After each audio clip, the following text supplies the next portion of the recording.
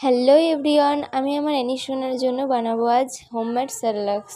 তো আমি এখানে আমার যা যা লাগবে হোমমেড সেরেলাক্স বানানোর জন্য, তো আমি সব কিছু নিয়ে নিয়েছি। তো এখন আমি ভালো করে জল দিয়ে ভালো করে ধুয়ে নেব। তো ভালো করে ধুয়ে নিয়েছি, আর আমি এখানে ছাঁকনিতে আমি ছেঁকে নিচ্ছি এখন জলটাকে। ফ্রেশ একটা কাপড় নিয়ে নিয়েছি, তার উপরে আমি উপকরণগুলোকে ভালোভাবে হাত দিয়ে নেড়ে চেড়ে রোদ্দুরে শুকিয়ে নেব। আমি এতে দিয়েছি মুগ ডাল, মসুর ডাল, ছোলার ডাল, মটর ডাল, আর দিয়েছি মিনিকেট চাল, আর দিয়েছি গোবিন্দভোগ চাল, আর 4-5টা কাজু বাদাম। আর দেখো, আমার উপকরণগুলো কিন্তু ভালোভাবে শুকিয়ে গেছে। এবারে আমি এটাকে কড়াইতে নেড়ে নেব ভালোভাবে একটু।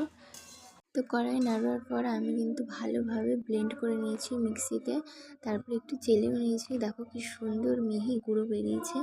তো এটাকে আমি এখন এয়ারটাইট একটা